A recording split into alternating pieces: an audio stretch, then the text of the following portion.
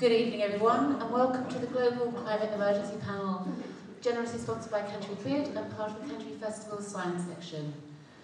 The panel discussion forms part of a week of activity organised by the Canterbury Climate Action Partnership, which will culminate in the Westgate Hall on Friday with a rally, taking together everything that's happened during the week.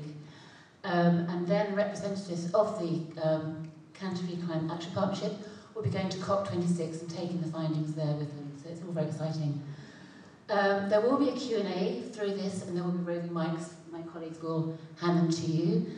And now it's a great pleasure to hand over to the Chair of the Canterbury Climate Action Panel and Secretary General Emeritus of the Commonwealth Local Government Forum, Dr.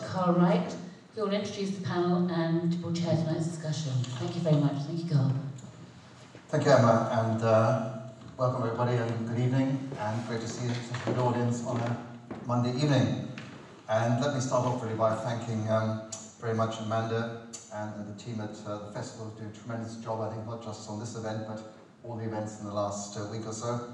And of course, also Lisa Carlson and her team who's with us, who's been tremendously supportive in all the work we've been doing with what's actually the first ever Canterbury Climate Action Week. Many years ago, in my Commonwealth capacity, I was very privileged to meet Nelson Mandela. And he was somebody, of course, a great hero of mine. And some of you may have heard this particular quote, which was something he said on a number of occasions. He said that when you climb a great hill, you then find at the top of the hill there are many more hills to climb. And I was thinking about COP26. Well, there must have been 25 COPs, so we've had 25 hills already. We've got another one to climb in Glasgow. So let's hope there's not too many more after that, because clearly we must have some conclusive action if the current global climate emergency is going to be overcome. And I think that is something we're going to address this evening with, I think, a very distinguished panel. And let me just quickly introduce everybody. Lucy Slack, who's the current Secretary General of the Commonwealth Local Government Forum, which is an organisation that brings together local governments, cities, mayors, elected politicians across the world, but also central governments, central government ministries responsible for local government. And Lucy has been in that role for many years, very experienced on work internationally on climate, other areas, the SDGs, the Sustainable Development Goals, and sits on a number of broader global panels. And the organisation has offices in Africa, Asia, the Caribbean, and the Pacific. So I'm sure she'll bring in some of that wider international dimension to our discussion, because clearly, as with COVID, climate doesn't know boundaries. We're not only talking about Canterbury or the UK. Secondly, probably no need for introduction. Dan Watkins, who's the Councillor Dan Watkins, who's the lead councillor for Canterbury City Council on climate, has been tremendously engaged in climate issues since the Council declared a climate emergency, has been very supportive of the work of CCAP, our Climate Action Partnership here, and among other things is also a very avid bicyclist and bicycle champion, I think, Dan, aren't you? And that, in a sense, makes it very relevant that in addition to his City Council role, he's also a member of KCC, Kent County Council, and deputy member of the transport section. So I hope you're promoting bicycling there, Dan. Good, good. Which brings me to William Rowlandson. Now, it's not Rosie Duffield, unfortunately. We're privileged to have William, but Rosie has sent her apologies at the very last minute, and I do apologise to people who were here to listen to her, but we only learned yesterday that she has to attend a 3-line whip vote in Parliament, which is unfortunately what happens with MPs, and so she has sent her very sincere apologies. We're hoping she's going to be with us at the Westgate Hall rally on Friday, but very kindly William has jumped in, and I think he's a very eminent replacement. Not only is he the Vice Chair of the Canterbury Climate Action Partnership, CCAP, but he's also on the University of Kent Environmental Management Services, and he's a sustainability champion at the university where he also lectures. So I think William will, be very eminent stand-in.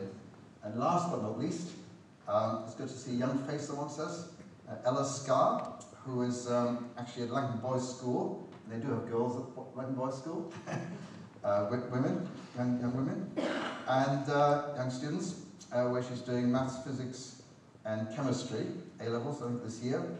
But perhaps more relevantly to our discussion tonight, she holds a very significant position at the county council level, where in fact she is the chair of the Kent Youth County Council Environmental Group, campaign group, and she's also on the UK Youth Parliament, so I'm sure she'll give us a bit of the voice of not just youth, but I think the generation that's really going to be affected by climate change in the coming years, unless we do something about it. And that's really our job tonight, is to address those issues. Now, what I want to do tonight is to make this a very participatory event. We've told the panel they're not going to make any speeches, they're not going to make any formal statements, maybe some summing up at the end, but we want you, the audience here, to really come in to ask questions, to give suggestions, to give ideas. And because this is part of the Canterbury Climate Action Week activities, what your suggestions are going to be given tonight are going to be fed into our discussions, fed into what comes out of our conclusions, we hope, on Friday, which, as was already mentioned by Emma, a small group of us will be going up to COP and taking the messages from Canterbury up to the COP conference. We're going to interact with all the partners and stakeholders there, and we'll have a chance, hopefully, to learn from some of the lessons, not just from across the UK, where I think there's some great things happening in places like Bristol and elsewhere, but also from around the world. And I think that's going to be a really amazing experience, we hope, and we'll be reporting back, of course, to everybody when we return. Perhaps just one final plug before I open up the discussion. If you haven't seen the website of CCAP, www.ccap.org.uk. Please visit it. To see what's happening this week. There's more details of times, and there's a tremendous program tomorrow, for example, at Canterbury College, where lots of community groups from across the district are exhibiting, are doing talks, are doing all sorts of interesting things in the afternoon. Wednesday, we've got the business groups meeting up. Thursday, there's more university things going on, and of course other things are happening as well. There's a fair trade event at the weekend and the Westgate Hall rally. So please have a look at the website. Have a look at the website, also what we're going to be doing next year, because we want you to get engaged in our organisation. We want you involved, we want your support, your ideas. If you're feeling generous, there's a crowdfunding appeal to help support our activities. We're all voluntary, we don't have any staff, we don't have any money much. So, you know, we do need your support and help as we progress. But that's another plug. Let's get going. And what we'd like to do, on question time, we're going to pose a number of questions to the panel and then ask you, the audience, to come in. And also we hope, for you to ask questions and ideas. So I'll kick off with the first question, which is really a recognition that today has been a focus on what local government can do to address climate change. Nicholas Thurston here, the climate officer, was at the Beanie all day, talking to many members of the public. And what I'd like to really ask the panel, perhaps particularly Dan and Lucy, but others as well, is what is the role of local government in addressing climate change? Why do we need action at local level as opposed to the level of national government? And why is this important? So who'd like to kick off? Dan, maybe? Go on then. Well, welcome everyone, and thank you for inviting all of us to talk to you tonight, and looking forward to a very interactive discussion. And this is the number one topic for the next month or so, climate change, with COP26 coming up. And I'm delighted that you've shown your interest in it locally to come out today. I think Carl is right. A huge amount of the challenge that is climate change is going to be addressed by governments from every country in the world, but local government has to act as well, really to be the sort of counterpoint to national government, because at the end of the day, local governments are that much more in touch with their communities. We are the people who have carbon generating assets on the ground. We have the swimming pools, we have the social housing, we have the car parks, we have the municipal buildings, all of which have a carbon footprint and all of which have an impact upon how, as individuals and as businesses, we all behave. You know, here in our district in Canterbury, every choice we make has a carbon footprint, and so all local strands of local government do need to be firstly putting their house in order. So at Canterbury Council, we declared a climate emergency 2 years ago, as Carl said. That's when I was appointed in my role. And you know, we have set our own target of being carbon neutral by 2030. So we've only got 9 years left. There's lots of challenges to make, but we believe that we should be showing that leadership and trying to get to that target sooner than the country as a whole. So we're hopefully going to achieve that as we cut the carbon from our various activities. But also, as I say, we need to show leadership to residents, community groups, families and businesses in our area so that they know the green choices that they can make to reduce their own carbon footprint, so that as a district we go to carbon neutral as soon as we can. And yeah, nationally the target is 2050, but we just decided last week as a council that we're going to now put it through our internal kind of committees to bring forward the Canterbury district target to 2045. So we're now looking to be even more ambitious and keep Canterbury at the front of local government in terms of setting a really ambitious target to mean that in 24 years' time, rather than 29 years' time, we will produce no more carbon pollution in our area. Very good. Lucy. Thanks, Carl, and thanks everyone for having me down. And obviously I'm giving a little bit of a sort of broader perspective. I'm not so familiar with the details of everything that's happening here in Canterbury, but I hope I can bring a little bit from what's happening in local government in other parts of the world. And I think I would firstly agree with, you know, everything that you've just said, Dan, in terms of the sort of leadership role of local government. And I think when we look at climate change, we realise that it's no one sector, whether that's local government, whether that's the private sector, whether that's business. It's not one sector that's going to solve climate change and that's going to find the right solutions for climate change. It is something that does require an effort at all levels. As you said, Dan, you know, a lot of the carbon is produced in cities. I mean, 75% of all of the greenhouse gas emissions are produced in cities. And that's a really startling, I think, statistic when you think about the challenge that then throws back onto local government. And we know that local government is often the least resourced part of government. And yet those challenges of actually making the change, shifting the changes, are really huge.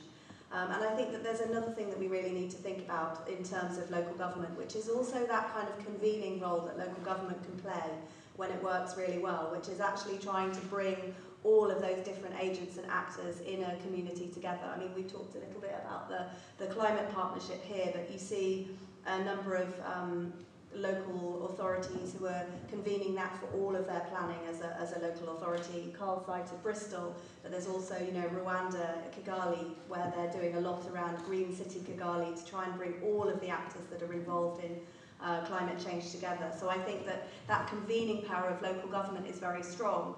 And I think, you know, we need to get away from the idea that local government has to deliver all of those solutions. What local government can do really well is enable those solutions and support those organisations that can then invest and make a change in terms of the amount of carbon that's being produced. Thanks, Lucy. Before I bring in the rest of the panel, I want to open it up to the floor, either for comments or questions or challenges to the panel. So I see some hands going up already. Yes, gentleman at the front, please. Maybe just say who you are, if you don't mind. Hello, my name is Chris Little. I'm a Canterbury resident. I would like to suggest that Canterbury declares itself to aim to be the first fossil fuel-free transport city in the UK, and then it declares it's going to aim to do that by 2030, that's in 8 and a bit years' time. I think we need to be incredibly aggressive about treating this problem. The release of carbon dioxide in the world is still increasing. It's not fallen at all since COP1. We've been farting around for 25 years. Everyone's been wringing their hands and saying we must do something about it, and everybody has basically been nudging it into the future. According to the IPCC, we need to reduce emissions by 50% by 2030. We have really got to get our fingers extracted and do something. So I suggest we declare Canterbury is going to be the first fossil fuel free city for transport in the UK. We will do that by banning diesel and petrol cars from inside the city boundaries. We will do that by bringing in loads and loads of chargers into all the car parks. It will be free to charge your car in the car park, but if you've got a fossil fuel burning car, it will cost twice as much to park in that car park, so you're paying for the free transport for other cars. And we should really need to be doing something which is really, really bold, because we have to extract hydrogen. Okay, thank you. So I'll bring the panel in a minute. I'll take one or two more contributions, but I think transport policy, going maybe for 2030 rather than 2045, that's something I'll bring back to the panel in a minute. And I was pleased, by the way, on that issue that outside Westgate Hall there are now some charging points, which I'll certainly plug mine in my car in when I get a chance. Lady behind her was next, and then gentleman over there, please. Thank you. Is that it? Oh, sorry, just making sure you could hear me. I just wondered how councils, local government in the future can enforce local builders, for example, to put in smart meters, solar panels and other different forms of heating. And we know this part of Kent, as well, I'm sure most other parts of the country, are surrounded by building sites at the moment. I actually live in Faversham. The Duchy of Cornwall, for example, is building 4,500 new houses. But what steps can you take to ensure that as costs rise, these carbon neutral devices are not dropped off the building agenda? Very important point. In fact, so I'll take one or two more points. Possibly William might want to think about that one, because within CCAP we have a special building group which is addressing exactly those sort of issues and the passive house concept and so on, which is going to be such a key contribution towards carbon neutrality. Gentleman up there, and I'll bring in one more, and then bring in Helen, please. Yeah, I live in North Canterbury, and I just want to make three comments. When I'm walking down Whitstable Road, I sometimes see the 20-mile-an-hour limit, and that's a very interesting limit. No one obeys it. I then get to the level crossing, and there's a little sign, and if you're very good, and you can see with your eyesight, it says every minute of idling will fill up 150 balloons. And you look at 10 cars, and 9 are idling, so no one's doing anything there. And then a councillor recently wrote to me, as well as everyone else in Richmond Gardens and Hillside Avenue, saying, do you know that those beautiful fields, Duke's Meadow and Neal's Meadow, will have a lovely 750 car park and 14 to 17,000 homes? Now, being a mathematician, I can say 17,000 homes have got about 35,000 people, each one has a car. You've suddenly got 35,000 more cars. How is the council really looking at, say, climate emergency, if they're thinking of building 35,000 cars, or sorry, 35,000 people with cars, and not looking at the 20-mile-an-hour speed limit, enforcing it, or enforcing anything? Because I can come up with diktats, and if nobody actually obeys those diktats, it's meaningless. Absolutely meaningless. Okay. Of course. Right, gentleman in the middle there, and then I think we'll bring the panel around there.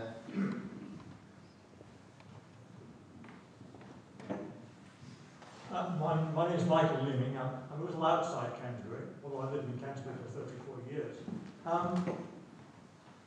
I'm interested in the comments that Canterbury has declared a climate emergency, is going to be carbon neutral. I assume you're really talking about carbon neutrality in terms of the assets that you actually control, because Canterbury will not be carbon neutral unless you can do something about the state of the housing, the insulation, the release of CO2 into the atmosphere from all of the housing in the city.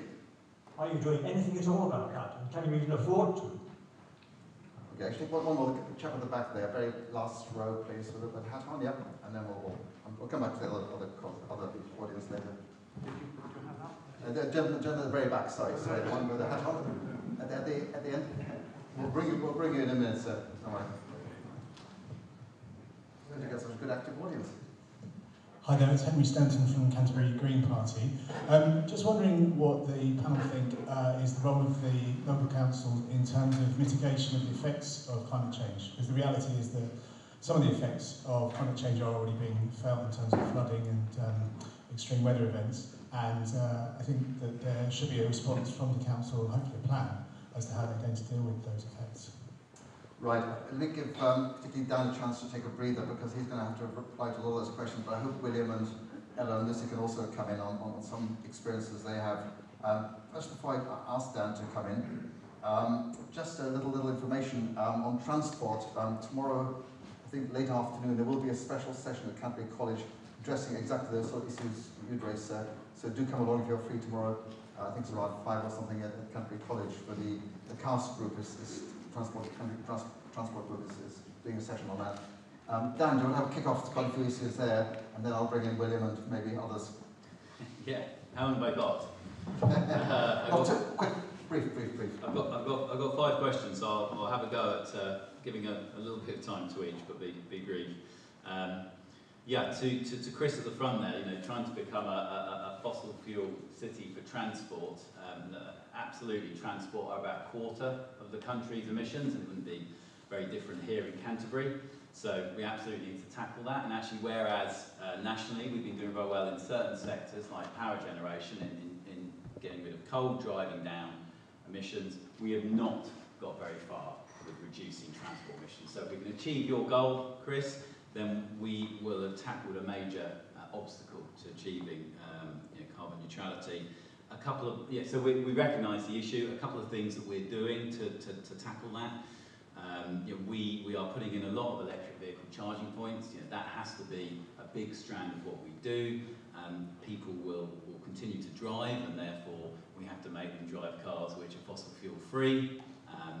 And we're actually doing well here in Canterbury. We'll have just under 100 EV charging points off street, by which I mean, on street, by which I mean not on private driveways, so car park and public streets, by February. So that will make us ahead of, that will be the leading local authority in the whole of the southeast of England. So yeah, that will be an achievement, and our plan is to have another 700 within 5 years. So very ambitious, but we've made a good start, and that will really help. I think the other thing we really need to do is boost active travel, so that's walking and cycling, and public transport.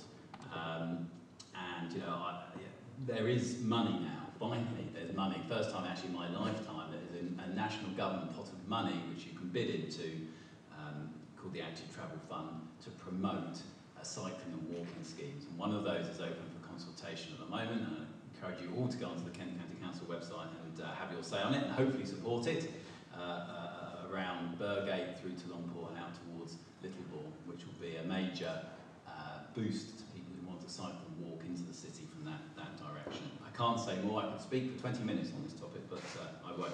On new buildings, actually, let William answer the new buildings. Yeah. Otherwise, give you a breather. William, do you want to come in on the new buildings issue, and then I'll come back to Dan maybe. Okay. I promised I'd be easy on Dan. We had a little chat before, because I stand completely and utterly, totally at odds with Dan in relation to the local plan preferred option. And it's interesting to hear you say, Dan, that there's money for Active Travel Fund, because at the moment the only rationale behind, there are 2 rationales behind the local plan: the housing bonanza and this extraordinary, exaggerated number of 14,000 to 17,000 extra homes. The reason behind that is exclusively in order to free up funds, either Section 106, or depends on what the future of that particular scheme will be, bearing in mind planning nationally is going through all sorts of ups and downs at the moment, and it's hard to keep track.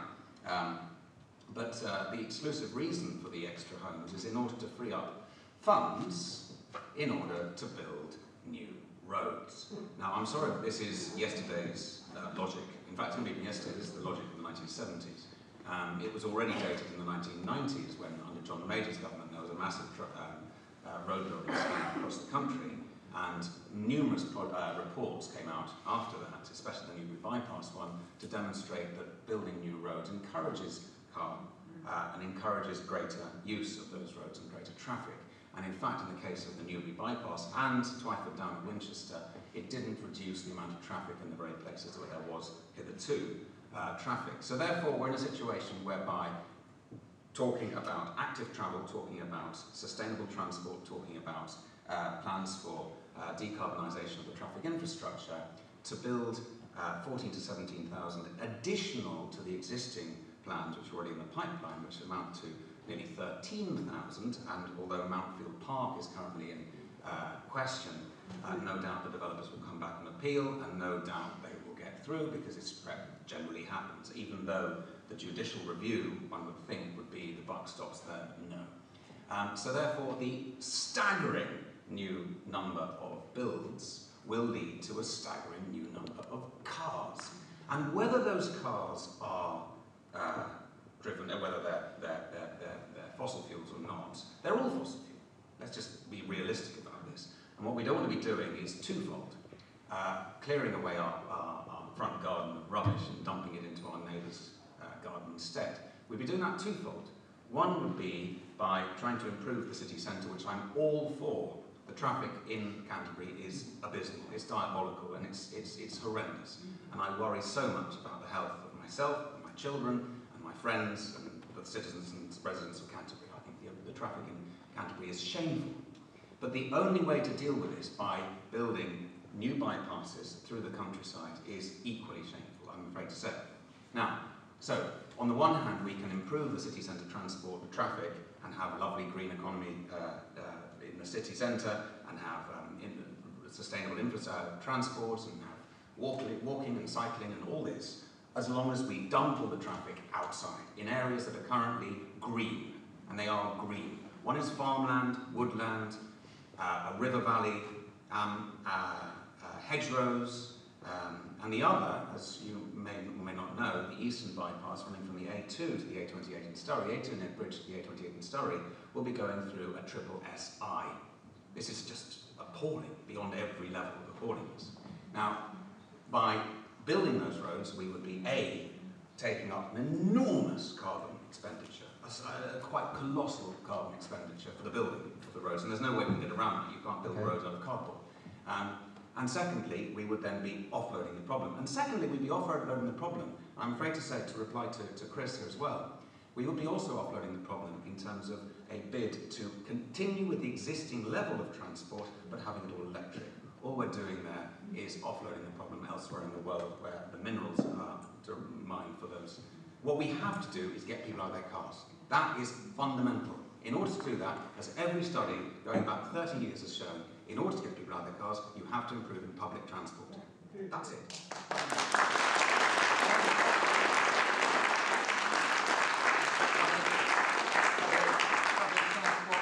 Is the answer, one of the answers anyway. Lucy, what's the sort of international experience of some of these issues that have been raised? Obviously, you know, those things aren't unique to Canterbury. No, it's interesting, and I think, you know, obviously I don't know the Canterbury situation so well, but you could hear these kind of contentious issues globally. I mean, these are the challenge. This is the challenge we face. This is a very contested kind of political place. Everybody has a different view, and I think, you know, one of the key challenges that we face is how do we sort of really strengthen our local governments and other organisations to be able to have a sensible, grown-up conversation about some of these issues. And I think one of the things that we've been trying to promote, and I think has been really useful, is trying to take a little bit of a step back and maybe realise that, you know, these things have happened in many other places many times before, and we have a great opportunity because of the kind of the nature, I guess, of technology now and the contacts that we have to really try and learn from people who've maybe done some of these things before. Now, I'm not saying that there's an exact replica of some of the challenges that you face here, but you know, lots of places are grappling with exactly this issue. You know, whether that's other cities and communities in Europe or even beyond. And I think, you know, in this country particularly, we maybe need to think and recognise that, you know, we can look outside our borders to actually learn how other people have dealt with some of these challenges. So I'm not going to get myself, Carl, into the kind of like the issues in Canterbury, but those issues replicate themselves, as we all know, across our own country and beyond these borders. And I think, you know, there's something that we can really offer, I think, in terms of, and COP is, you know, one of those opportunities to actually sort of think about how we can learn from some of those good solutions, because there are good solutions out there, and there are places that have made progress in this area, and we all know that it takes a lot of hard work, and it does really take people coming together and actually deciding what they really want to do, and that's a process. It's not something that's going to happen overnight. It's not something that we can make happen tomorrow, but it is something that the kind of commitment that we have of, you know, people coming together, wanting to talk about climate change and what that means for the community. The next step of that is actually, okay, so how do we actually have an adult conversation about what we really want to do as a town or as a city or as a community? Thanks. I'm going to bring in Ella in a minute. I'll give her views on some of these who's been raised, but it reminded me, Lucy, that 1 or 2 years ago, visiting, you mentioned earlier, Kigali in Rwanda, and I was very struck when I arrived in Kigali to find that it was actually a car-free Sunday. The entire city had banned cars on the Sunday. They banned plastic bags altogether, not just put 10p on them or whatever the local currency was, but, you know, actually banned full stop. And, you know, some countries abroad are going, even developing countries like Rwanda are going much further than we are currently in this country. But Ella, what's your perspective? I mean, there's lots of issues been raised, you know, we're going to try and address some of them as we go along. We haven't responded to everybody as yet. But what's your perspective on some of these who's been raised? I mean, Greta Thunberg famously said recently, there's too much blah, blah, blah. Do you think there's too much blah, blah, blah? There really is. So the one thing that strikes out to me is public transport, and how you're saying to promote that more, but there is a very big lack of it, to me, going out to smaller areas. So I'm from Charlton. A car journey that would take me 15 minutes in the morning to get to school takes me an hour because of the amount of traffic in Wincheap, and that is purely because there are not enough buses to get the school children to school. So parents are resorting to driving children themselves. And from here, going to look at the building, so where I am, they're planning on building an estate of somewhat affordable housing in Cochrane Road. So that isn't even on the bus service, but that's probably what, 100 homes on average, 2 children. That's getting 2 more children to school in an area that's already overpopulated. There's not enough public transport, so that's more cars on the road, which will then probably make my journey to school even longer. And that giving more so even that.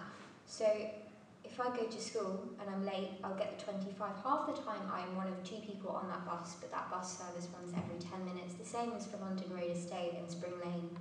So there are enough services there going out that way that are half full, running carbon emissions because they're not green buses either. So that's a really big issue, considering I'm finished a lesson and I'm then stuck waiting for an hour, so I might as well walk home. Well, I couldn't agree more. I live in Hoth little village, you know, near Herne Bay, and I think there's, what is it, Adele, my wife here, 3 or 4 buses a day, if that, you know, so it's an issue.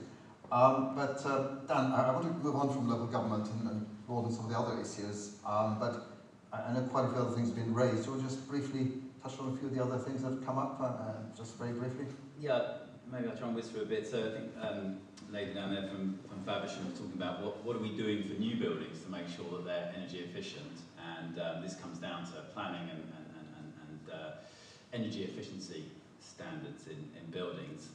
Here in Canterbury, we're currently going through our new local plan, which will set all of the planning rules for building new homes and indeed for refurbishing existing homes. And I mean, the good news there is we are being very ambitious, and maybe uniquely for a rural constituency. Because remember, although we're called Canterbury City District, we're actually a huge area around, including the area of outstanding natural beauty and our coastal communities as well.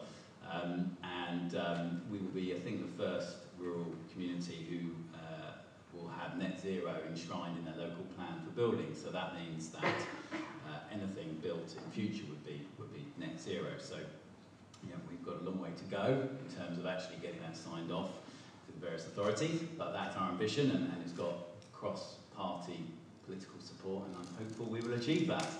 The gentleman over here talked about 20 mile per hour enforcement, which is a challenge across the district, including in the town I represent, Herne Bay. I think the preferred route to enforcing from the police, because it's the police who enforce speed limits, is community speed watch, working with the police as a way that volunteers will go out with the police and basically speed gun vehicles which are speeding, and then they get ultimately a knock on the door from a friendly police officer to remind them not to do that, and ultimately speed traps if the problem continues. So if anyone's got an issue with speeding in their area, get in touch with Community Speed Watch. You can Google that and find it online, and that is a good solution for communities where they've got a few volunteers willing to tackle speeding, and the police will step in with you. And just maybe a final quick point, someone asked about, well, the council has its target of 2030, what about everything else going on in our district which produces carbon pollution? Well, that is the target which I referred to before, which was to reduce carbon dioxide to nothing by 2050. We're just in the process of bringing that target forward to 2045. So that's what we're saying. The council will get its house in order, if you like, by 2030, and then we will work with the community to make that everyone has reached net zero by 2045. So we've got all those tough things to do, like private transport, private heating, industry, business emissions. We've got all that to do on top of what the council's trying to do. But we have a target and we have a plan to achieve that. William, although I see you're really sort of giving Dan a hard time, give another hard time. No, in fact, quite the opposite. And I'd actually like to apologise to Dan, because actually I broke my own rule here in relation to the local plan, and that is I didn't address the many wonderful things in the local plan. And Dan has been a contributing factor to that, as has Nicholas sitting down here. There are some tremendously ambitious and very good parts of the local plan, especially in relation to decarbonisation, even though we've got a double-edged sword there, but also in terms of the housing. And again, a double-edged sword in terms of quantity of housing, but there are some very, very good standards that are being introduced in relation to emissions and in relation to materials. So that's to be really commended. There are some fantastic parts of this, especially in relation to build. And of course what we'd want is that the joined up thinking across the board, so that it's not a bold and ambitious here, but retrograde here, but the boldness and the ambition is across the board, and that's obviously what the ongoing discussion, what was part of the public consultation, is now part of this ongoing discussion, such as today and many other fora, is all part of this overall consultation towards that joined up thinking across the board. So, yeah. Okay, I'm going to bring in a couple more comments from the audience, rather than have a sort of question and then move on to the next sort of area. They down the bottom there, please. Yes, second row. Louise Lees, I was wondering whether the extra funding that comes from the extra houses that we're going to get, could that, instead of going towards bypasses and extra roads, go towards improving public transport? Are there restrictions on what you can use that money for, please? Or? The simple answer is yes, it will be used for sustainable development, as well as link roads or bypasses to take traffic off the A28, which is the inner ring road. That is the public transport specifically? Absolutely, no, absolutely, because the inner ring road in our radical plan, and I know it's controversial because it's radical, and I feel it as much as any of the councillors. And at this stage, it's only an option, I might add. At this stage, we don't know where those extra roads are going to. Also, they won't necessarily go through the SSSI.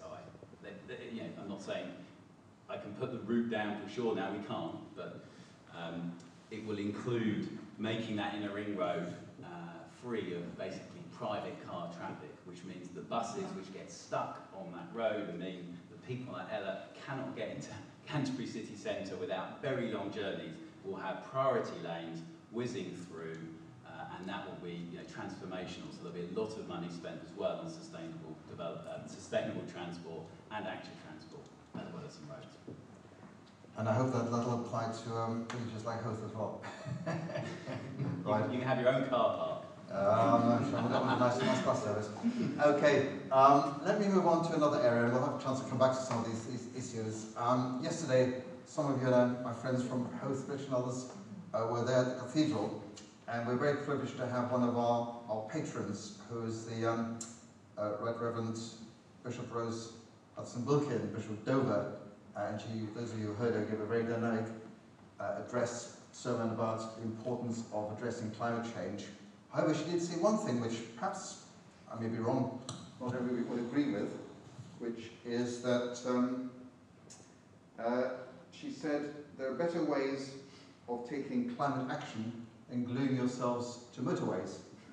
And I know that Extinction Rebellion, I believe, is also taking that same view. But what does the panel think? What does the audience think? Is that a legitimate action? Is that something we should do? Or are there better ways of raising the climate profile? Ella, what about you? So personally, I haven't ever taken part in any form of protest. Just for the forms that have been going on, I live with my grandparents, so I haven't wanted to bring anything home with the current climate. But I do feel like gluing yourself to a road or to a train, as they were doing a few years ago in London, is a bit extreme. And public transport also, they're using public transport, so they're not using cars, so I didn't really understand that one. But I do think it's giving more bad press than good press, and I feel like youth, this is something that we're all passionate about, as seen by it being voted on not only the Kent Youth County Council, but also the Make Your Mark ballots, being one of UK Youth Parliament's main priorities, is any press is good press. So the bad press is raising the awareness to it, so while it isn't a legitimate form of what we want to do, it's getting the word out there because people aren't listening to us. Okay, what does the audience think? Any views on this? I mean, is it a legitimate tactic, or are there better ways of doing things? Are there different ways of doing things? Okay. Gentleman from the Green Party again, yeah, please. Thank you.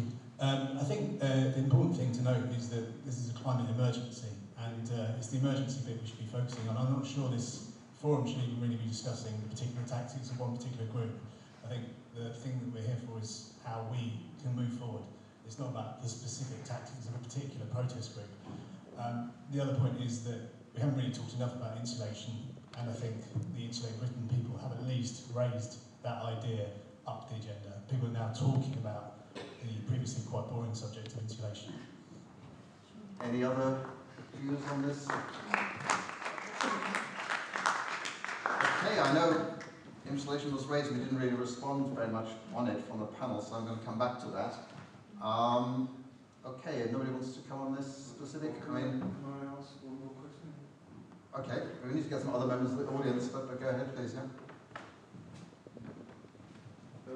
The government had a sort of a green idea in which you could actually do some insulation of your home. It only lasted a few months, and it took me about 20, 25 emails and 4 or 5 phone calls. Eventually, somebody from Sittingbourne put some loft insulation. It was about 500 quid. I had to pay 30%, which is 100, and it's now stopped.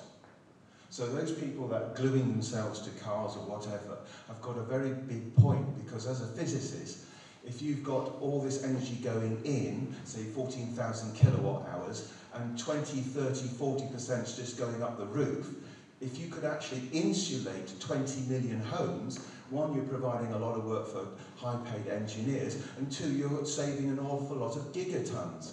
And unfortunately, people like Boris Johnson and other people who are all artists haven't got much idea about science, and they have no leadership skills. So I'd rather back a few people gluing themselves to a few cars and causing a bit of inconvenience, really.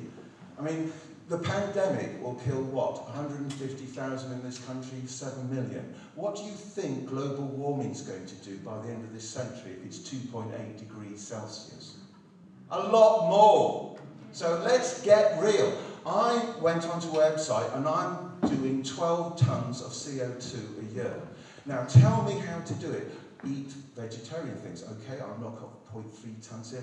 Get rid of that diesel car, I'll do more cycling, yeah.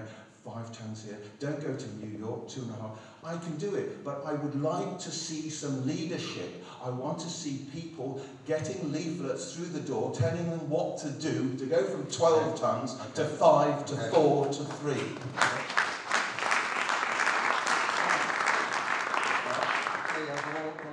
Any other views from the audience on this building issue? Let's focus on the buildings rather than on the action. Back to see here. Okay, yes, right, okay, please. I would really like to follow up on that last point. I had almost exactly the same experience with this appalling green scheme. I spent hours and hours and hours discussing with the totally idiotic administrators. I give them a title of administrators.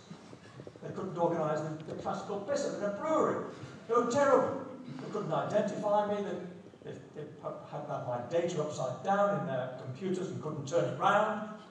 I've never come across such appalling administration, and ultimately my application, I had to withdraw the application because my builder eventually said, look, I'm not quite qualified to do this, but I'm going to try and do it. And he found it was going to cost him a huge amount of money to just get the right qualification, which he had anyway. He was a bloody skills builder.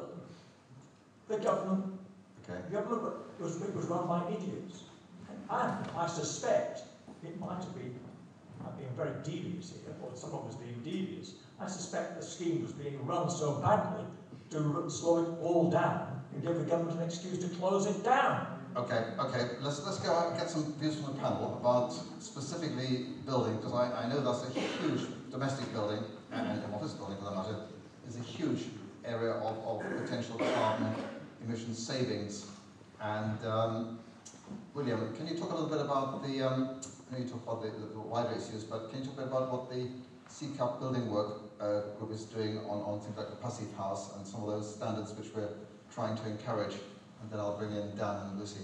I can briefly. I'm not an expert on the building, and I'm actually not in the subgroup of the Canterbury Alliance for Sustainable. Sorry, of the building subgroup. Sorry, but what the passive house that I'm sure most people are familiar with. The passive house standard has everything within the question of materials, the question of insulation, the question of input, throughput, and output. Of the energy flows and the water, and it is a standard that really should be wheeled out as a baseline. Now, of course, there are many arguments against it in terms of, as always, cost, but then when we scrutinise the entire housing bonanza of the last 10 to 15 years, we realise how costs have been siphoned off through extortionate land prices and then through the developers. And we know this for those of you who are familiar with the question of affordable housing. It's rarely affordable, and it's rarely the amount that was promised.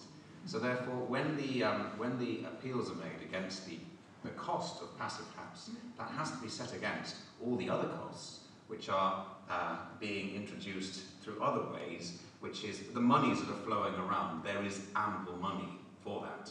It's just about the choices that are being made. I wanted to make one small point, though. Sorry, on building? That is building, yeah, on the passive house. And on building, just one thing about solar, and I think this is very important because I'd just like to make this, it's slightly tangential, I appreciate that. But that is, I'm very concerned, again, it's talking about joined up thinking. At the moment, as you probably know, there are plans to build on the Graveney Marshes an enormous solar farm. Now, this is obviously part of our bid towards net zero and its great decarbonisation. But the loss of the wetland is catastrophic, and despite the promises of the build for biodiversity net gain, that rings alarm bells when you see that expression, whilst at the same time, all over the city, in the Wincheap industrial estate, for example, and elsewhere, there are flat roofs with no solar panels. We could have exactly the same amount of solar panels on all the new builds. We could have the roofs completely covered. This was one of the major things of the building subgroup of CCAP, is looking at orientation of houses in order to maximise the solar return. And therefore, instead, what we're having is the trashing of a wetland, which is very important for migratory species, very, very important wetland, and a natural carbon sink, and yet we're losing that in order to have the very thing that is supposed to be helping our way forward. It's that lack of joined up thinking, and this is part of the building if we really do need to address exactly what are the standards, what are the baseline standards, and whether we can raise them.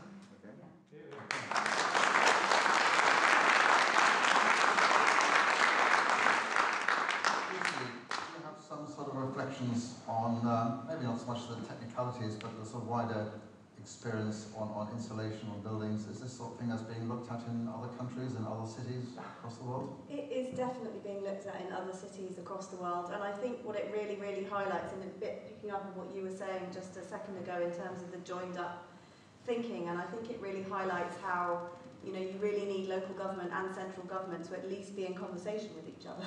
And I think, you know, there's a real challenge there. And I think, you know, there's a huge role for local government associations, which are the kind of organisations that bring different local governments together on a sort of non-partisan basis to look at some of these really challenging questions. So certainly the LGA has been supporting a lot of councils around, in this country, around the climate emergency.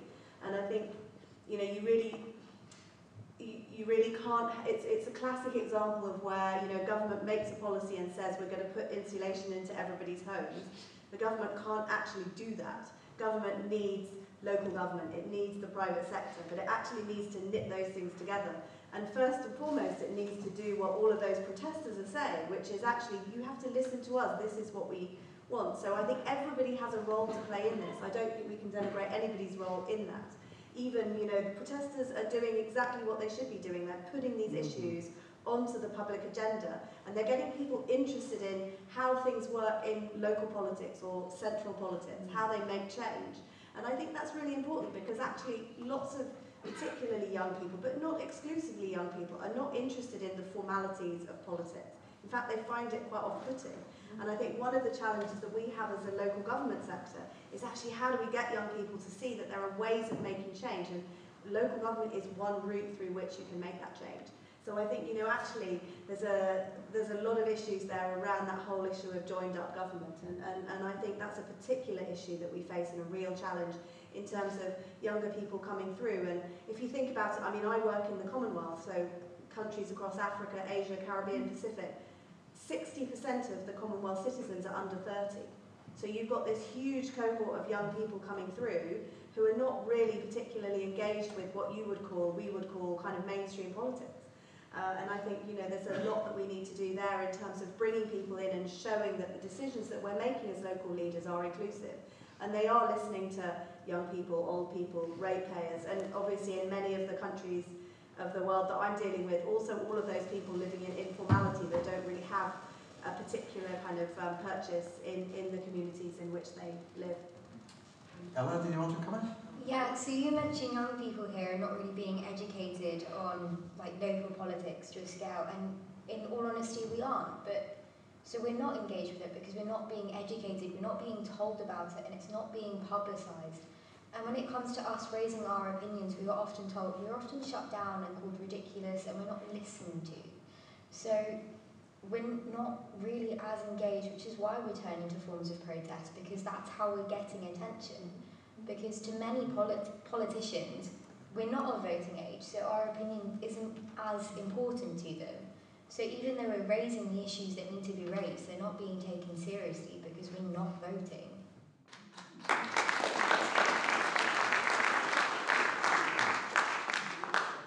Okay, very good point.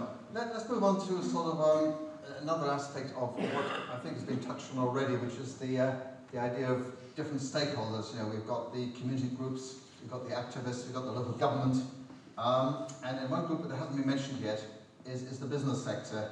And you know, Canterbury bid was here, and it's been very supportive of some of this work. Clearly, green businesses have a lot of role to play. They're also big polluters. A lot of business, maybe not so much the retail, but certainly the supply chains, there's other areas. And I'm just wondering if there's any views about what our business community, whether in Canterbury or more broadly, can do to address zero carbon and do things. I mean, there will be a dedicated business day, which Canterbury is organising on Wednesday with all the local business, and we hope to get some very good ideas from that, which will be fed back into what's coming together on Friday at our rally. But any views on the role of businesses at this stage? Any Can you take, yes, gentleman here, please.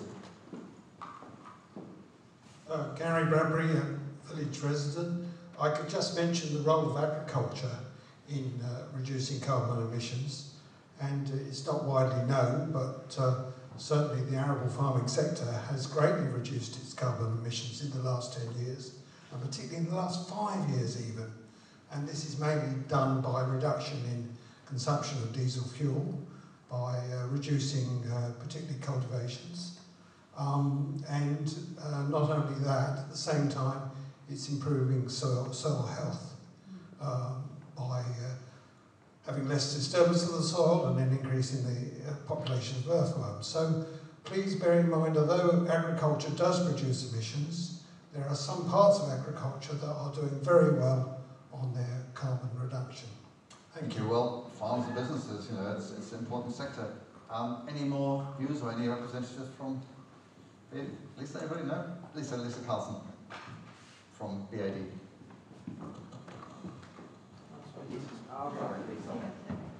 Hi, so I'm Lisa Carlson, heading up the Business Improvement District in Canterbury. I think my phone is buzzing. Mike, one of the things we're working on at the moment is to help reduce the amount of large vehicles that come in and out of the city through trade waste, because that's something that is in our hands. We can procure perhaps a better service which could save businesses money, and our hope is that that will reduce emissions. I think one of the things, we're talking a lot about transport, we're talking a lot about building, we're talking about solar, we haven't talked about wind yet, but that's really important as well. These are the things that are going to make big, huge impacts across our district and across the county, but we have to do everything. And I think one of the most important things we need to do is to help businesses find out how to progress along this journey. And the best way we can do that, in our experience, is to share the stories. Because it's human nature, isn't it, that we're going to do something and take action because we heard from our neighbour that something worked really well.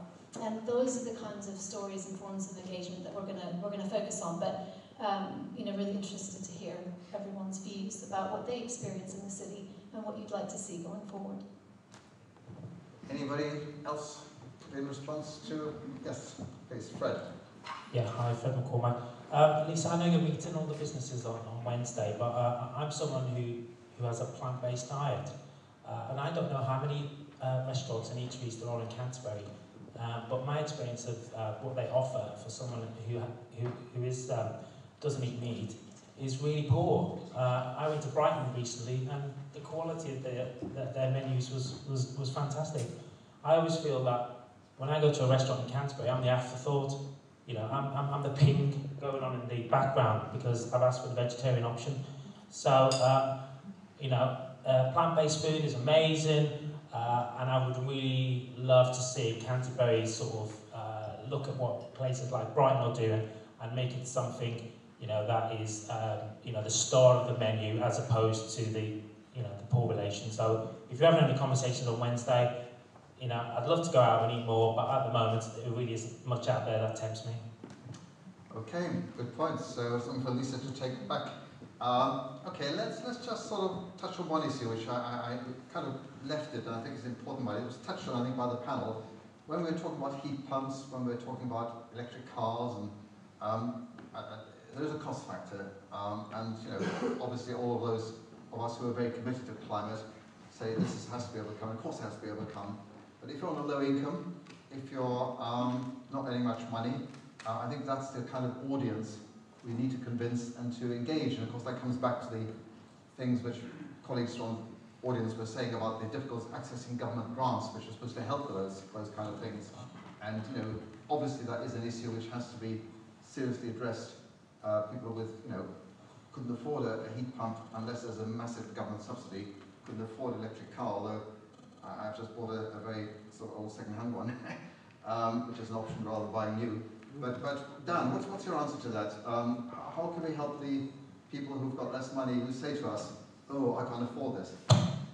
Yeah, it's a $1 million question in a way, isn't it? Because we need all households to decarbonise, and how do those who are on lower incomes afford that? If they can't afford it, it won't happen, because you can't magic up money for those households. I was pleased to see in the government's net zero strategy last week that most of the new money announced is going towards social housing, basically lower income households, to get access through often their council to more insulation and other retrofit solutions, which would include heat pumps. Because I think in that part of the market, it's going to have to be some pretty significant government intervention in order for us to achieve these, these crucial targets on climate change. I think for the rest of the households, and we were talking about business a few moments ago, I think actually the Prime Minister got it right last week when he convened that Global Investment Summit for environmental funding, essentially. And he said to Bill Gates, if all the governments in the world get together, we might be able to muster, several £100 billion of money to tackle climate change. But if we focus on helping business invest in climate change solutions, you can bring in trillions and trillions of pounds of money. And that has to be part of the solution as well, because there just isn't enough money to go around for the government to do it all. So I think the government is right through some of its recent initiatives to help lower income households, but for the rest of society, which is the majority of society, I think we do need business to really step up. So at the micro level, what Lisa and Canterbury Bid is doing is crucial, making those changes in local businesses.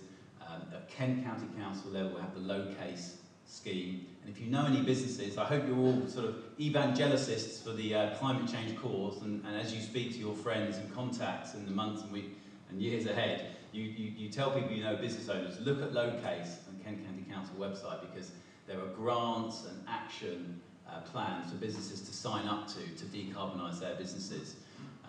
And then, yes, clearly the government just has to produce a good environment for investment so that these big businesses, which are multinationals, they'll be helping many of your members around the world, not just here in Britain, that they put that money in. Because actually, that is where the smart money is going to now. From the global financial centres, it wants to invest in nature-based solutions, energy-efficient solutions, electric this, electric that, but the government does have to work hard to produce a kind of framework whereby they feel, I'm going to get some sort of return if I do that. Lucy, you want to comment on that? I'd certainly agree with a lot of what you've said, and you talked a little bit about our members, and I think the issue of getting private sector funding in to support some of our members is really crucial, because the resources just aren't there in the public sector, even less so if you're in many of the countries where we work. I think one of the bigger challenges though is, we hear a lot about kind of global commitment to funding. At the last COP there was a commitment of $100 billion to go to poorer countries, and that hasn't happened. So that will be another call at COP this time. But I think one of the challenges of that is also getting that money to where it needs to be. So we hear these big numbers bandied about, but what we've got to try to do is get that money to good projects on the ground, whether that's local government projects or that's consortia of groups of organisations in one particular city or groups of cities. We've got to actually try to change a bit the kind of way in which governments allow cities maybe to borrow or access funds, and these big funds, which are designed really to sort of give big parcels of money to central government, are unpacked, so that we can really get those funds down to the level at which we can see that change on the ground. I think that's a really big challenge, and I totally agree with what you were saying as well in terms of the role of the private sector. I mean, we do know that the money is there, and there's often people say the money's there but we can't find the good projects. Well, what we need to do is we need to link up forward-thinking local governments, thinking about what they want to do to attract resources into their community, working with their business partners, working with the local community and other activist groups to say this is what we want, and then I think we need to look at how we unlock those funds. Well, one thing I do like about Canterbury City Council is that there has been a bit of a move very recently. I think Dan's been a champion of this, towards a multi-stakeholder approach, to use the jargon, which means really not just the council, but engaging with business, engaging with groups like CCAP, engaging with universities, the health trust, NHS trust, and having a partnership approach. And we just had a meeting this afternoon with the chief executive on the Levelling Up Fund applications that Canterbury's doing, and I think bringing that broader-based approach and some of the critical voices as well, I hope, is going to be important. But William and Ella, any thoughts on this approach? Yeah, and then we'll move on to another area. Thanks. I'd like to go back a little bit to address this, to what Ella was saying about youth, because I found that very wonderful, your response there. I'm a member of the SDG Forum. I'm a member of the Sustainable Development Goals Forum. I'm a member of the CCAP, obviously. I'm a member of the Biodiversity Network. I'm a member of a number of different networks, and we are generally, especially the men amongst us, all greybeards. There are not very many people under the age of about 30, I'd say. Now, why is it thinning hair? And thinning hair, yes, etc., etc. But at the same time, I've been in Canterbury City Centre for pretty much every single one of the youth strikes for climate, and I find it incredibly moving. I find it beautiful because people are committed and they are motivated and they are energised and they are very much engaged in these questions. And there are a great number of people and they do understand these issues, of course they do. And where this most came home to me, and I'm no doubt a number of you were there the other day, when little Amal came to visit Canterbury, what was it made me well up, I found it so wonderful, was how the young people knew all the story about little Amal. They knew exactly where she came from, where she'd been, the suffering she'd been subjected to in various places on her journey here, what she stood for, what she represented.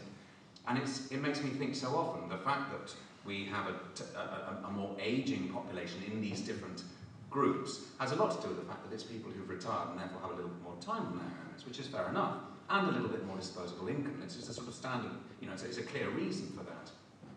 But it does enthrall me to see that there's a lot of things happening, and it's perhaps I'm not invited to them all, that I don't see what's happening, but I do know that a lot of things are happening, and therefore it comes to the next thing, which is about in terms of local businesses, obviously in terms of schools and universities and colleges.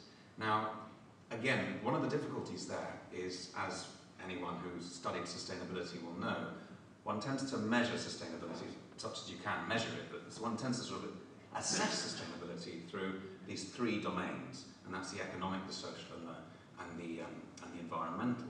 But as we're seeing in every instance across the board, in whichever organisation we're talking about, the economic sustainability is the only one that really matters, because clearly the environmental and social sustainability are meaningless if the economic viability of the institution is threatened, and if it collapses, then it doesn't matter what your lofty ambitions are for biodiversity. So financial sustainability is the only one that really matters. Now that is an unfortunate situation of this gradual rise of marketisation of every single aspect of our lives, which means that everything is financialised and everything is down to this economic baseline. Now that is what is motivating this lack of movement, because we need to get the economic return, always. So yes, we'll be happy to do that, but where's the economic return? Because the other aspects of sustainability are only addressed in relation to the economic return. That's an ideology. It's an ideology that's taken root over many decades. And it's an ideology that will somehow shift. And it probably will shift, and this is my final point, so I'm droning on a little bit. But the ideology will shift because of crisis. Crisis will break that ideology. When we are all in a much more threatened position, that ideology of give me the economic return on that particular venture will no longer be seen as viable. And that's where the economic and the social will come to the fore. There we are. Do you think, William, that the COVID crisis and the kind of emphasis placed on people like key workers has begun to change that mindset, and also, the fact of lockdown and people not rushing out to the shops consuming, is that beginning to change that sort of attitude? With respect, I'd rather not talk about COVID. Okay. I mean, okay, it's really the issue of, have we, over the last 18 months, undergone some change in attitudes? Lady at the front, please. Extinction Rebellion's big demand at COP is for citizen assemblies, because lobbyists sort of interfere with what the potential is. Take the mic, yeah, take the mic, very well. Thank you. So it's just, wondering what your thoughts were about citizens' assemblies and if Canterbury, I guess, CCAP are filling that role, but yeah. Okay, well maybe that's a direct question to Dan on the hot seat yet again. Go on, Dan. Well, I wish I was important enough to have ever been lobbied for anything, but it probably goes on at a higher level of politician, I would guess. But certainly, I don't think at local government I would see that as a challenge. And of course, actually, citizens' assemblies, by and large, are being proposed at the local level. The government did have a huge citizens' assembly. I think it was meeting in Birmingham, if I might remember correctly, about a year, 2 years ago. It ran over a period of time. And that was very successful as a national conversation, but all of the rest of them are proposed locally. I don't think if communities have them, they need to be done for fear of lobbying. I just don't think that's the challenge. I think there are many different ways to rebalance the economic the focus on the financial, on the income, on the profit rather than people. Yes, yeah, no, I take that point, but I don't think we have a citizens' assembly will get us away from the fact that we have challenges of budget within the council. I think many of the you talk about the economic challenge that William eloquently described. In many ways, seeking a return is not a problem. That's what everyone does, either through wanting a wage or if they're self-employed, through just wanting an income. That is a profit, in the sense that's the money that comes into your household and you live from. The problem has been that pollution is not properly taxed and measures of reducing pollution are not properly subsidised in this country. Now, the government's trying to make changes there, and previous governments have also made changes. And you are right that when we try and do things like reduce the tax for fossil fuel, as an example, or increase the subsidy for, say, hydrogen, and by the way, actually talking about local business action, we're fantastically proud that we will be having a green hydrogen plant built on council land up near Herne Bay next year. So we are doing some project going in the right direction, but if you take those subsidies, if you like, that the fossil fuel industry sometimes gets, that they are lobbied against at the very highest level. But actually, I'm not sure that the citizens' assemblies would solve that, because they're more for micro kind of consultation. But I do take a point, and it's important for all governments to not roll over because ExxonMobil or whoever it might be is saying, well, look, I need this income stream from fossil fuels for the next 50 years, because we haven't got 50 years, we haven't got half of 50 years. We have to start taking action now, don't we? Yep, as Greta Thunberg says, action not blah blah. Which actually brings us, I think we've got about 15 or so minutes left, 10 minutes, somebody's going to come in a minute, but I do want to spend a bit of time talking about COP, because that's going to be the big thing in the next few weeks, and getting a feel also from you, the audience, what you think is going to be the value. We've already heard the suggestion about pushing for citizens' assemblies. We're going to have a team, as I mentioned, at COP. It'll be Dan, myself, Lisa, Fred, you've heard, and Yvonne, who's here somewhere as well, isn't it? Yvonne Freeman, where's Yvonne? Oh, yeah, she'll be part of the CCAP team at COP. We're covering the 2 weeks, paying mostly for ourselves, by the way, because we haven't got money, and going up, obviously, by train. What I'd like to hear really is what are your expectations, if any, about COP? Do you think that, having thousands of people travelling to Glasgow is actually a good thing? How does that help climate change? Any views on that? I'd like to bring some members of the audience who haven't spoken. Pascal, come on. Tell us about COP. I'm really excited that there are so many people who are willing to talk about the environment, and COP26 is a big example of that. What I want to know is, over the next year, what fraction of our district's emissions are going to be reduced from conversations like this? Very good question. Again, I think we're going to have to bring particularly Dan and William on it, but also Ellen. It's good to have another voice of youth. And I remember Pascal made a very eloquent presentation at the Cathedral 2 years ago, didn't you? When we already addressed climate change, and have we really progressed since 2 years? I don't know. Maybe we haven't. Maybe we have. Any other views? Yes, gentleman there.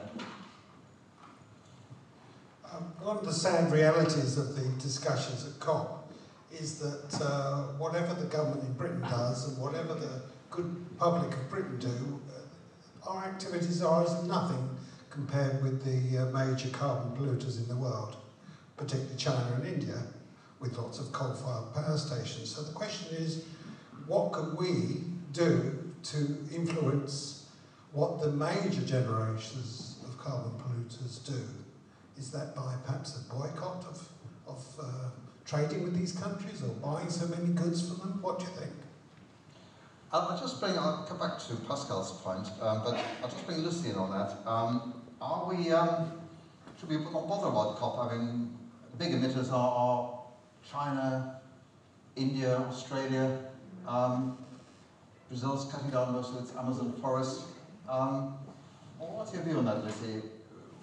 What can the UK do? What is the point how can we influence the other countries? I kind of think, in a way, the point is the fact that COP does bring so many governments together, that does give us much more weight. I think, yes, as a UK, of course, there's no way we can sort of change the behaviour of other countries. I think the importance of COP and the importance of having a moment like this, when we bring not just governments together, but where there's going to be a huge kind of city engagement, a lot of civil society organisations, many activist groups will be there. I think what we're saying is globally we want to do something about it. And I think what we can do is obviously we can put in place targets that we can deliver on, and we want to do our piece to do that. We can certainly support other countries, you know, whether they're sort of former colonies or whether they're developing countries, we can actually sort of support them to kind of leapfrog a little bit some of the technologies. I think there's real scope for us to do that. We can put moral pressure on other countries, but I think it's we're certainly going to not address climate change if we don't take this opportunity to come together. It may not be that everybody is there, it may not be that we can achieve the absolute perfect, but if we don't try it, if we don't keep moving forward, if we don't keep driving this agenda, then we know that we're lost. We know already greenhouse gas emissions are the highest that they've ever been. And as someone said, you know, we've had all of these COPs and we haven't brought the rates down. We know that this is a moment when we have to make change, and I think it's a wonderful opportunity, and I think it's a levelling opportunity as well, because it's something where we all globally have a stake. You know, we know many of the small island states in the Commonwealth, you know, 1.5 degrees warming is too much. Countries that are already looking at where they can identify land in order to relocate their citizens when the sea levels rise, that's a real thing. That's happening right now to communities and countries. So I think it is an incredibly important moment, and I know that there'll be lots of people who'll say, oh, you know, lots of people taking aeroplanes, you know, climate, that's going to just cause more carbon. But I think that misses the point of the importance and the significance of it as an event. Well, just by way of example, I remember being at the Commonwealth Leaders Summit in Malta in 2015, which was just before the big Paris Climate Conference. Now, then went on to Paris and took part there. And what was interesting was the connection between the two events, because prior to the Commonwealth Leaders meeting, which was, you know, the Prime Ministers of UK, India, Canada, South Africa, you name it, presidents, India was the big polluter in the Commonwealth, is a big polluter, and they were strongly resisting the 1.5 target, even resisting the 2-degree target. And because of the pressure of all the other countries, including many small states of the Commonwealth, at that Malta meeting, which was just 2 weeks before the Paris meeting, the Indian government did shift its position. Now, you can still argue, you know, how much they've really done, and they're still doing lots of coal things, but there was a real pressure which forced India to go along with the climate agreement in Paris, which previously they weren't going to sign up to. So I think you can push countries through peer pressure at these kind of events, and they are important in shifting forward and agreeing on the national contributions, the carbon emission contributions. So I think it is really an important event where things must be achieved, and it's going to be absolutely critical at all sorts of levels. Okay, any more points from the audience? Yes, lady at the back, please.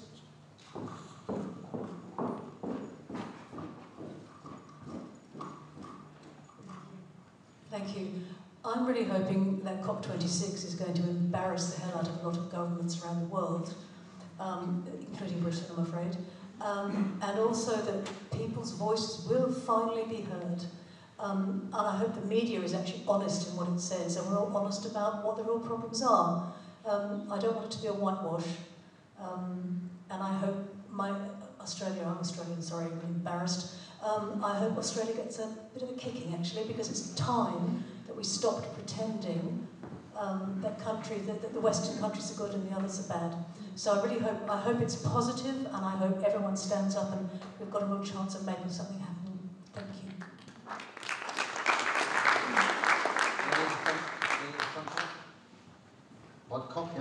Hi, I'm Juliet and I live in Faversham. Australia got me going because I'm a dual citizen. I've spent 41 years in Australia and I'm retired back here. And when you said Australia is one of the worst polluters, that rang a bell, you know, because, and then this also brings in India and China and so on. Australians don't believe that any reductions are going to make much difference because we've been told that, and I say we because I'm we with both countries, they believe that it's only 2% of the world polluters, and literally I've heard that people say this, what's the point of me bothering to sort my rubbish and, you know, go to electric cars and make any effort at all when China's doing this and India's doing that. So that's point one, mindset. So on the same token of mindset, India, China, all these smaller countries, they're saying, well, we the West, we've creamed off the best. You know, we've had it good for years, imperialism and all of that sort of thing. Maybe we should be helping them rather than pointing the finger, but particularly India, particularly India, rather than doing sanctions and making it harder for them, because they're just going to dig their heels in. I don't know what the actual statistics were for Australia, but I'm thinking particularly the poorer countries, that maybe they need more help rather than sanctions to make it worse for them, because they're going to resort to the cheapest form, which is gold. I don't know, it's just a... No, and I think as Lucy said earlier, you know, the commitment that was made previously for the 100 billion hasn't been met, you know, which was a previous promise. So they're saying if you can't meet previous commitments, you, the Western rich countries, you know, or why should we bother, sort of thing. Okay, I'm going to, I think, bring it almost to a close, but I haven't forgotten Pascal. So, gentlemen there, please, in the blue jumper, and one more over there, and I think we'll probably have to move to a close. Thank you. And Yvonne, I think, is it? Back in 2006, Nicholas Scarr wrote a really seminal report about climate change at a time when really it wasn't being discussed very much. And his main thrust was, if you don't act soon, it's going to cost you an awful lot more. And he gave figures to that. And I think, building on what William said, there's a real chance to bring the environmental issues into the economic discussion. Right. So I think if COP hammers home the point, delay will cost you money, China. Delay will cost you money, India. But at the same time, give support to help them see what they can do. Maybe carbon capture and storage is one way forward. It's very costly at the moment, but maybe there's possibilities there. Maybe there's other possibilities. But don't delay, or delay as little as you possibly can, because it will cost you an awful lot more money. Exactly. The message tonight has to be, you know, we move forward now. We don't delay. Yvonne Freeman. Yes, I'm proud to be part of the delegation going to COP26. I also represent the Scarr Optimists in Canterbury. We're an international organisation, and the British and Great Britain and Ireland Federation has a consultative status at the United Nations Economic and Social Council. We constantly lobby on issues like human trafficking, violence against women, and although we don't get immediate answers, we never give up. We never give up, because we know that one day we will get some success, and I believe the same will happen with COP. And just picking up quickly on what Carl said about India, I don't know how many people watch the Earthshot Awards, but there was a young lady who had an ironing cart project. Now, I was privileged to hear the very first webinar she did on that, and this young lady at the age of 14 came home from school, saw this ironing cart burning all this charcoal, and was so distressed that she went home and designed an ironing cart with solar panels. And I had the opportunity to ask her a question. I said, I hope you're going to be able to roll this out further than Calcutta. She said, yes, I plan to take it to Mumbai. And I was delighted to see this young lady being able to be put forward. Although she didn't get the award, she was there. That was the important thing. And I think supporting Ella and all she's doing is the future, it's the younger people that we've got to think about. And I'm hoping, as the lady who lived in Australia said, eventually, by leading by example, other countries will follow suit. And that is my hope and dream from COP. And I'll be doing my best to lobby anybody I can talk to, I can assure you. Thank you.